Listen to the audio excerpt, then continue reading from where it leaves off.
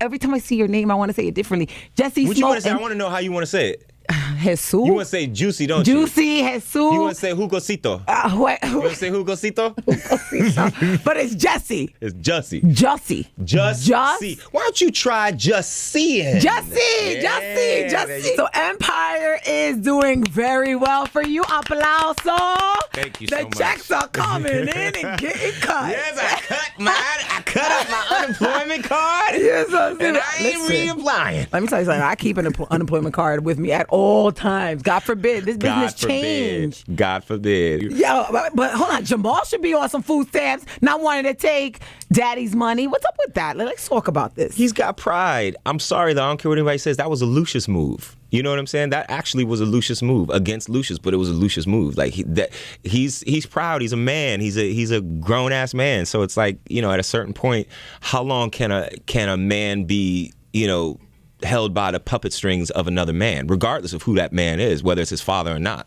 But it's business, and you don't let emotions get it. And I know you didn't write this, but still, like, I'm talking to you, Jamal. But at the same time, though, I love how we're actually going to debate yes, this. We are. Like, no, yo, it is. It's business. You don't let family or anything come between business. But it's not business, though. It's business, but it's not business because Lucius is making it be deeper than business. So it's like imagine having a record company and being a part of a label and having somebody constantly telling you that you're not good enough. So at what point do you say, you know what, we're going to actually, by him going from, like, leaving that loft and giving up all of the money that Lucius gives him, he didn't leave the business money. Yes, you did. He left the, well, I mean, the thing about playing with, yo, and I saw that check. The check was, yo, because Props really made it a check. It was over $3,000. See, and you made this record for your brother, and you didn't take that money. Like, you should have taken the money. It's a show Lucius type of thing, and I promise you, it ends up, you know, he ends up making his point. I don't think so. I would have. Well, I mean, I would have taken the check. I know you would have. You can't tell me anything about the rest of the episodes, but we'll come right back. You nothing. I like my job, and I want to keep it. Of course, I want you to keep it. I ain't trying to tell nobody nothing. Yeah, no. Have Lee Daniels calling me being like, no, you gonna tell me. We're gonna talk off of the mic. My siblings, there's 6 of us, and we have these group threads. Yeah, I know. My parents ain't had TV. no hobbies, baby. No TV. So yeah, we have these group text threads that we just talk all day long. Like before I got here, I'm just talking to them all day long, and all of us are on the thread. And my older sister, who's a producer, she sent the link just announcing that Lee Daniels and Danny Strong were doing this show called Empire, and it was a musical. So I kind of hit up my manager, kind of indignant, like, yo, son, what's the deal? Like, why I ain't going on this? What's the deal? And then they were like, yo, dog, like, chill out. We got it. And they sent me the script and they said, what character do you connect with? And I read it and I was like, Jamal, like, he's a singer, like, songwriter, like, come on, let's do this. And then I direct messaged Lee Daniels on Instagram. And I had never met him before, but I direct messaged him and I said, sir, I know you get this all the time, but I'm an actor, I'm a singer, I'm a songwriter, and I'm a dancer. I'm Jamal Lyon in more ways than one. By that time, after that, I got the audition, not because of that, but because, you know, got the audition. And then he direct messaged me back the night before my audition, and he said, casting will be in touch. Peace. That's it. The following Monday, I went back and met Lee. I auditioned 7 different times. I sang X Factor by Lauryn Hill, and then he had me come in and perform Blurred Lines by Robin Thicke, and I got the role. For those of you that if you have not watched Empire, Jamal is gay, and he comes out on the show to his dad.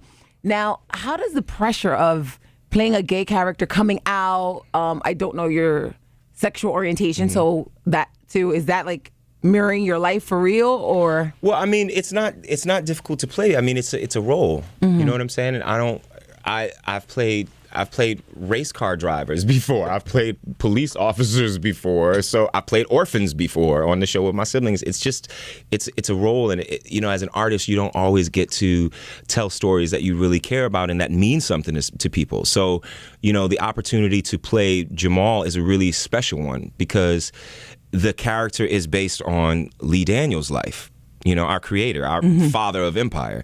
So I've gotten so close to him, and he's one of my mentors now. You know, seriously, one of my great mentors. And he's like a second father. So to know that he went through these experiences is really painful and heartbreaking. But I'm honored to be able to tell the story. I mean, he's just tough.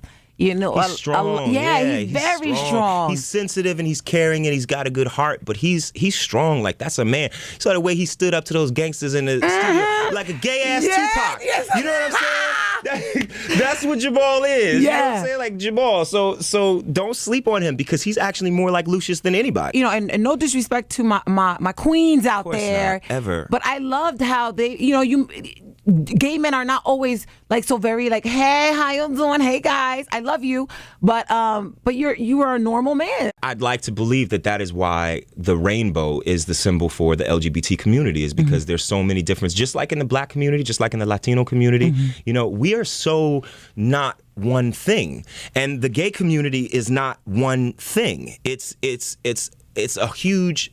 There are differences. There are different types of people. You can't put people in. We've got to stop putting people into boxes. We've got to stop doing that. And that's the only way that we, as a society and as a community and as a world, are going to win. You know what I'm saying? Is by stop putting people in boxes and just let people live their damn lives. Amen. You know what I'm saying? So yes, it's a rainbow, because there are beautiful shades of blue and beautiful shades of purple and pink and yellow and orange and. It is what it is. Jamal is not the story of the gay world. Jamal is a story, a part of the gay. You know what I'm saying? Yeah. So yeah. I mean, it's. We just wanted to tell a story that was. And I don't even know what the word normal means. You know what I'm saying? There is no because normal. to me, Jamal is normal. So is Miss Lawrence from The Real Housewives of Atlanta. You know what I'm saying? Yeah. Like, these are normal human beings because they're human beings that are alive. You know what I'm saying? So yeah, I'm proud. I'm proud of who Jamal is, and he's based on Lee Daniels. And if you look at Lee Daniels is that way. He's just a pretty simple guy. So who on the cast is like the jokester? God, probably Terrence and Taraji. For real? They're evil. They're so wrong. What is the most evil thing they did to you guys? No, they don't even do nothing to us. Like, if we're talking about the jokester, then I'm probably the jokester. Like, I'll play tricks on. What? Give me a joke. Give me a prank. I can do it here. What did I do? I can do it on Mark or DL. Give me a good one for DL. You know what? I was a jerk. I was at a restaurant with Taraji, and I had them bring her a birthday cake, but it was not her birthday, and I had I had them come and be like, I specifically asked the waitress. I was like, please come up and say it's her 60th birthday. Oh, you wrong for that. They came up and they were like, somebody's turning 60, and I was like, yes, and I could not stop laughing. Gabby and I really start up a lot of trouble. Terrence and Taraji, you have to realize, it's not even about jokes. It's just about that they are so funny on set together because they're like brother and sister. Like, their relationship is so close, and they're really good friends. So they're constantly joking with each other. And if you came on set, you'd be like, damn, do they hate each other? But they're so funny, like constantly clowning each other. They're like Ethel and Fred Mertz. You know what I'm saying? From I Love Lucy. They just are clowning each other constantly. Terrence will say something to Taraji, be like, shut your ass up. You know what I'm saying? They just keep it real all the time. I love them to death. Aww. Yeah. Well, I can't wait to watch this Wednesday. But now, I completely forgot.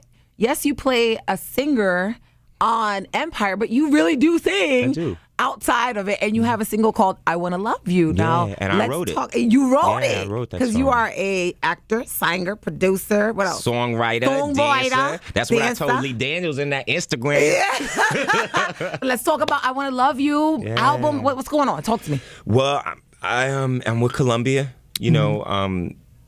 Because your cookie's looking at me and she's like, yo, handle business. Yeah, exactly. She's like, all right, enough of this. The Empire. Let's talk. Why we here? Yes. I don't need cookie. No. I'm with Columbia.